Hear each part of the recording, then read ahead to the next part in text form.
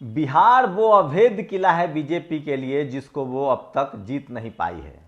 बिहार में बीजेपी हमेशा से बी टीम रही है। नीतीश कुमार 42 विधायकों के साथ मुख्यमंत्री बने हुए हैं और यही बीजेपी के नेताओं को पच नहीं रहा है। बीजेपी की कोशिश थी पिछले चुनाव में चिराग पासवान को बगावती बनाया गया था और नीतीश कुमार को खत्म करने की साजिश थी। वो चाहते थे कि सांप भी मर जाए और लाठी न टूटे। नीतीश कुमार के साथ बीजेपी गठबंधन में थी, लेकिन बगावत कर रहे थे चिराग पासवान और इसी का नतीजा था कि 70 वाली नीतीश कुमार की पार्टी 42 पर सिमट गई थी। क्या ये नीतीश कुमार भूल गए हैं? नीतीश कुमार आखिर बिहार में फैसला क्यों नहीं कर पा रहे हैं? क्या उनके पार्टी के खासकर जो सवर्ण सांसद और विधायक हैं वो बीजेपी के टच में हैं? और इसके बाद नीतीश कुमार का प्लान बी क्या है? क्या नीतीश कुमार और तेजस्वी यादव के साथ कोई बड़ी डील हो चुकी है और इन दोनों का बदला 2025 के विधानसभा चुनाव में लिया जाएगा और जैसे ही बिहार में नीतीश कुमार और आरजेडी मजबूत होगी, केंद्र की सरकार भी गिर जाएगी? जी हां, बिल्कुल यही प्लानिंग है जो सूत्र बता रहे हैं। नमस्कार, मैं शंभू कुमार सिंह और आप देख रहे हैं नेशनल दस्तक। नीतीश कुमार राजनीति के मजे हुए खिलाड़ी हैं। नीतीश कुमार इस समय दुविधा में है। 2 बार वो अपनी पार्टी को बचा चुके हैं। एक बार बीजेपी ने प्लान बनाया था, तब आरसीपी सिंह के कंधे पर बंदूक रखा गया था। कोशिश थी कि नीतीश कुमार को मुख्यमंत्री के पद से हटा दिया जाए और पार्टी तोड़ ली जाए। ठीक वही फॉर्मूला जो बीजेपी ने मध्य प्रदेश में अपनाया था कांग्रेस को तोड़ने में, जो बीजेपी ने कांग्रेस को तोड़ने में कर्नाटक में अपनाया था। लेकिन सोचिए, कमलनाथ जनरल कैटेगरी के नेता थे, वो तो टूट गए, उनकी पार्टी टूट गई। लेकिन बिहार में नीतीश कुमार इसको भांप गए थे और उन्होंने आरसीपी सिंह को ही हटाया और आरजेडी के साथ सरकार बनाई और फिर मुख्यमंत्री बन गए। बीच में फिर इसी तरह की खबरें आई कि ललन सिंह जो है वो पार्टी तोड़ना चाहते हैं। नीतीश कुमार ने वहां भी पार्टी बचा ली।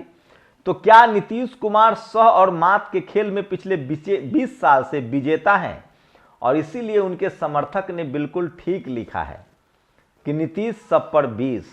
एक और नारा है, नीतीश सबके हैं। एक और नारा है जो बहुत फेमस है बिहार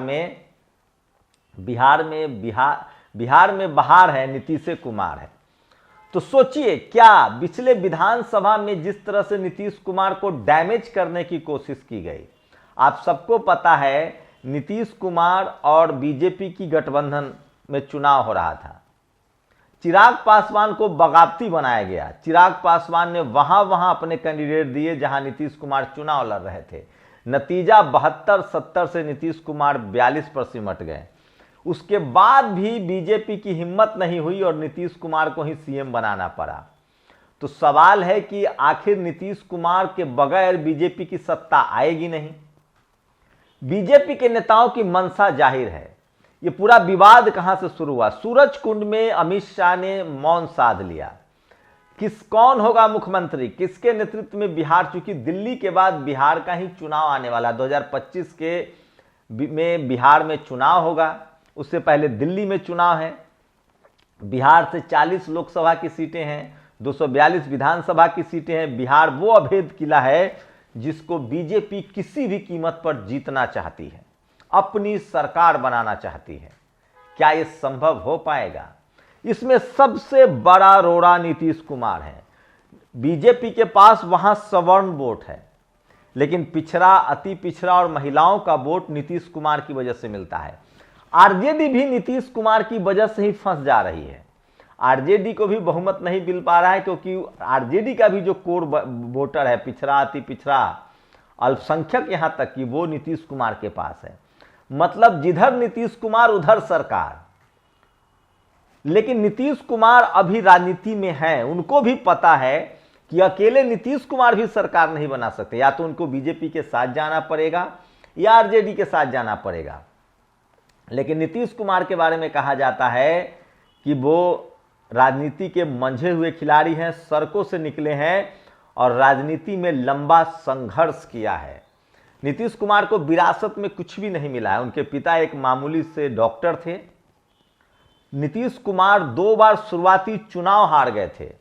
तब भारत रत्न जननायक कर्पूरी ठाकुर ने उनको कहा था कि आप इंजीनियर हो, नौकरी कर लो। तब नीतीश कुमार ने इसको प्रतिष्ठा का विषय बनाया और राजनीति में तीसरा चुनाव जीता। हालात तो ऐसे थे कि कभी अपने लोकसभा क्षेत्र में वो जाते नहीं थे और कहते थे कि अगर जनता को लगेगा कि नीतीश कुमार काम करता है तो जिता दीजिएगा, और वो अपने लोकसभा में भी नहीं जाते थे। नीतीश कुमार की एक लंबी राजनीतिक संघर्ष है। नरेंद्र मोदी जब आरएसएस में थे, नरेंद्र मोदी जब दिल्ली में कुर्सियां लगा रहे थे पार्टी दफ्तर में, तब नीतीश कुमार अटल बिहारी वाजपेयी, लाल कृष्ण आडवाणी के साथ सत्ता शेयर कर रहे थे। वो कृषि मंत्री थे, वो रेल मंत्री बना हुआ थे। नरेंद्र मोदी के साथ जब वो गुजरात के मुख्यमंत्री बने, बीजेपी के साथ सरकार चलाने के बाद भी नीतीश कुमार अल्पसंख्यक समाज का वोट ले रहे थे। मैं फिर कह रहा हूं, नीतीश कुमार एक तीर से कई निशाना करते हैं। इस बार भी लोग बता रहे हैं कि उन्होंने न तो वो चिराग पासवान की बगावत भूले हैं और न बीजेपी का जो ये प्लानिंग थी उसको भूले हैं। तो क्या 2025 के विधानसभा चुनाव में नीतीश कुमार ने बड़ी और खतरनाक प्लानिंग कर दी है? नीतीश कुमार के पास 12 सांसद हैं, जिसमें 4 से 5 सांसद सवर्ण हैं। नीतीश कुमार के पास 42 विधायक हैं, 43 अब एक सवर्ण जोड़ के, आनंद मोहन के बेटे को जोड़ के, उसमें भी दर्जन भर विधायक सवर्ण हैं। और उनको खतरा है, अंदेशा है कि अगर उन्होंने अभी यू टर्न मारा तो हो सकता है कि कुछ उनके सांसद जो बीजेपी के टच में हैं और कुछ विधायक जो बीजेपी के टच में हैं वो पाला बदल ले। वो इसको भी भांप रहे हैं। इसीलिए नीतीश कुमार ने अब वेट एंड वॉच का फैसला किया है। लेकिन 2025 के लिए खतरनाक तैयारी है। नीतीश कुमार की कोशिश है कि जिस तरह से नीतीश कुमार को बीजेपी ने 72 से 42 पर टिका दिया था, इस बार बीजेपी को कहीं वो 75-72 से 10 पर न टिका दे, और उसके बाद नीतीश कुमार के दोनों हाथ में लड्डू होगा। और उसके बाद शायद ही किसी की हिम्मत होगी कि वो नीतीश कुमार की पार्टी तोड़ने की बगावत कर दे। तो क्या नीतीश कुमार अब विधानसभा चुनाव तक रुकेंगे? और क्या यह तय है कि बिहार विधानसभा चुनाव के बाद नरेंद्र मोदी की सरकार खतरे में आ जाएगी? मैं बार बार कह रहा हूं, नरेंद्र मोदी के पास अभी एक भी अपना पार्टनर नहीं है जो ऐड ऑन हो सकता है, ममता बनर्जी के अलावा। लेकिन मैं फिर कह रहा हूं, ममता बनर्जी का सॉफ्ट कॉर्नर दिखा है, लेकिन यकीन मानिए कि ममता बनर्जी मुस्लिम वोटर को छोड़ नहीं सकती और इसलिए वो बीजेपी के साथ नहीं जाएंगी। शरद पवार न दिख रहे हैं आजकल, सुप्रिया सुले के जिस तरह से बयान आ रहे हैं। लेकिन मैं फिर कह रहा हूं, उनको भी अल्पसंख्यक समाज का वोट चाहिए। तो बीजेपी के पास कोई नया पार्टनर नहीं है, लेकिन बीजेपी को डैमेज करना है तो नीतीश कुमार की कोशिश है कि एक तीर से कम 2 निशाना किया जाए। बिहार में भी सरकार अगर बदलनी है तो बिहार में सरकार बदल जाए और केंद्र की सरकार भी गिर जाए। सूत्र बता रहे हैं कि नीतीश कुमार ने इसी प्लानिंग के तहत विधानसभा चुनाव तक वो हो सकता है कि वो इंतजार करें, जो ज्यादा समय नहीं है। मुश्किल से विधानसभा चुनाव होने में 6 महीने का वक्त है। सितंबर अक्टूबर में वहां चुनाव होगा और वो वक्त होगा। और अगर नीतीश कुमार अपनी ताकत मजबूत करते हैं और वो जैसे ही 50 या 90 के आसपास, 80-90 के आसपास पहुंचते हैं, बीजेपी का ग्राफ नीचे से उतरेगा। वहीं बीजेपी की कोशिश होगी कि नीतीश कुमार को डैमेज किया जाए और अपनी सरकार बनाई जाए। लेकिन मैं फिर कह रहा हूं, जब तक बीच में नीतीश कुमार है, न तो बीजेपी की अपनी सरकार बन सकती है, न आरजेडी की अपनी सरकार बन सकती है। अभी भी ब्रिज के तौर पर नीतीश कुमार ही हैं और वो जब तक चाहे तब तक मुख्यमंत्री रह सकते हैं। लेकिन सूत्र बता रहे हैं कि नीतीश कुमार कोई बड़ा और अप्रत्याशित फैसला ले सकते हैं।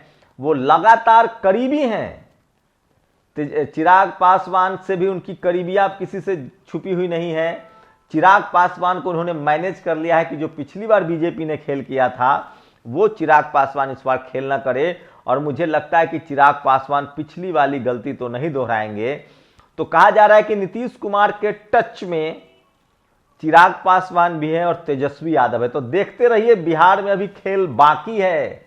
नीतीश कुमार एक मंझे हुए नेता हैं और बीजेपी ने जरूर वहां आरिफ मोहम्मद खान को गवर्नर बनाया है ताकि कोई भी आरोप लगाने से पहले ये दल सोचे। लेकिन मैं फिर कह रहा हूं, आरिफ मोहम्मद खान की विश्वसनीयता अभी बीजेपी के साथ जाने के बाद मुस्लिम समाज में उतनी ही है जितनी नकवी जी की थी।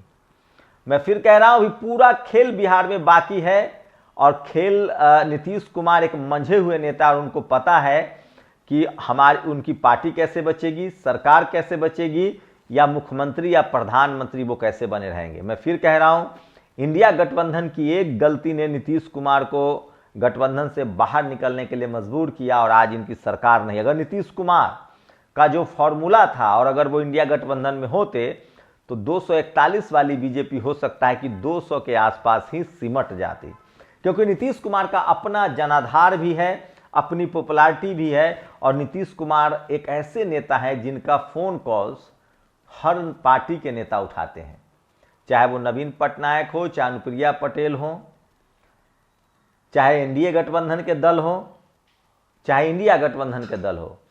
तो एक एक्सेप्टेड नेता है। और मैं फिर कह रहा हूं, बिहार विधानसभा चुनाव से पहले सब कुछ साफ हो जाएगा, लेकिन आरजेडी लगातार कोशिश कर रही है कि नीतीश कुमार का जो जनाधार है, जो वोट बैंक है, वो अपने पास रखा जाए। और आरजेडी सबसे ज़्यादा सॉफ्ट है नीतीश कुमार को लेकर और ये नीतीश कुमार जानते हैं। तो क्या बीजेपी उनकी पार्टी तोड़ पाएगी या विधानसभा चुनाव के बाद बीजेपी खुद ही निपट जाएगी? आपकी क्या प्रतिक्रिया? अपनी प्रतिक्रिया जरूर दीजिए। शुक्रिया। नेशनल दस्तक की आपसे गुजारिश है कि अगर इसको बचाना चाहते हैं तो नेशनल दस्तक को सब्सक्राइब करने के लिए रेड कलर के सब्सक्राइब बटन को दबाएं, फिर बेल आइकन की घंटी दबाएं। नेशनल दस्तक को बचाने के लिए बहुत जरूरी है कि हर खबर को शेयर करें, लाइक करें, कमेंट जरूर करें।